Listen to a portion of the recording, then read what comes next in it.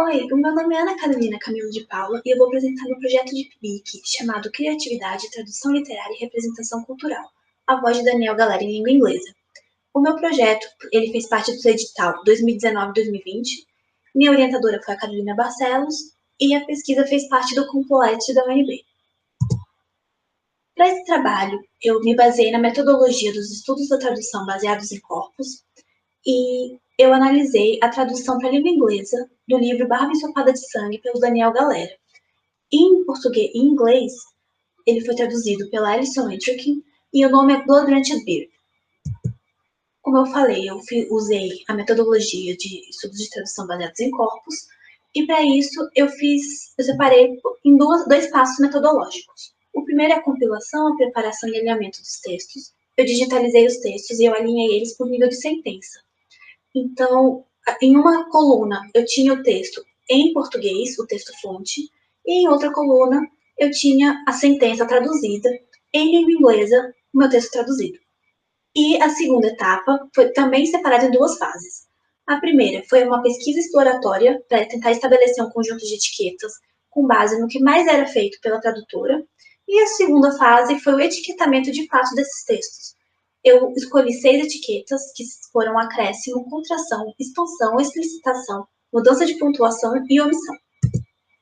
Nos meus resultados, eu tive 3.737 ocorrências e elas foram elencadas por ordem decrescente, né, da quantidade de vezes que elas apareceram. E eu também coloquei uma tabela para vocês conseguirem comparar visualmente essas ocorrências.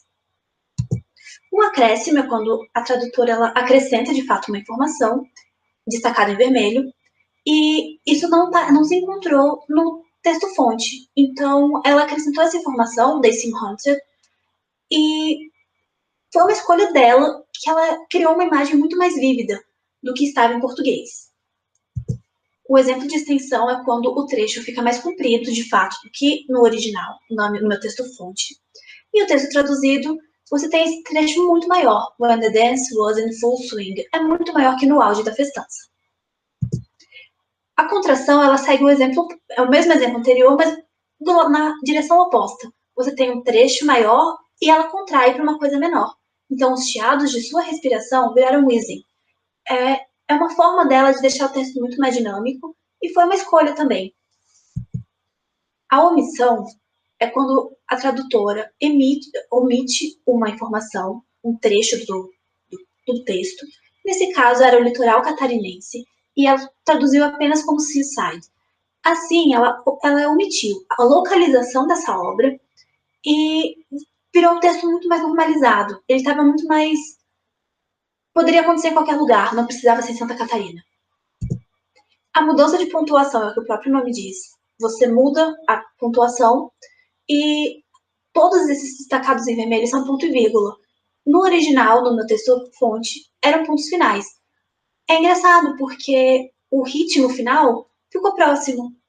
Se fossem pontos finais, o meu texto traduzido em inglês ficaria muito mais cansativo. Assim, a tradutora fez essa escolha para tentar manter ritmo e foi uma escolha muito interessante de ser observada, porque a gente não espera que os pontos finais sejam transformados para ponto e vírgula para tentar manter ritmo. A explicitação é quando existe uma informação que explica algo. Ela ocorreu aí junto com um acréscimo e no meu texto-fonte estava falando sobre uma vila histórica e a tradutora ela explicou que essa vila histórica foi de onde surgiu a cidade, que no caso é Garopaba, que fica no interior de Santa Catarina. Dessa forma, a gente consegue identificar que a tradutora ela tem uma tendência à normalização, ela deixa o texto muito mais deslocado, é um texto que não tem tantas marcas de oralidade, não tem marcas de localidade, também por uma questão metodológica, uma questão de mercado, e ao mesmo tempo ela tem uma expressão criativa muito forte. Os acréscimos dela demonstram muito isso, a mudança de pontuação dela demonstra isso. Ela faz um esforço criativo para ter um texto muito interessante de ser lido em língua inglesa. E essas mudanças parecem comprovar que existe sim um estilo característico da tradutora, que se sobrepõe muitas vezes ao estilo do autor Daniel Galera. Essas são as minhas referências. Obrigada!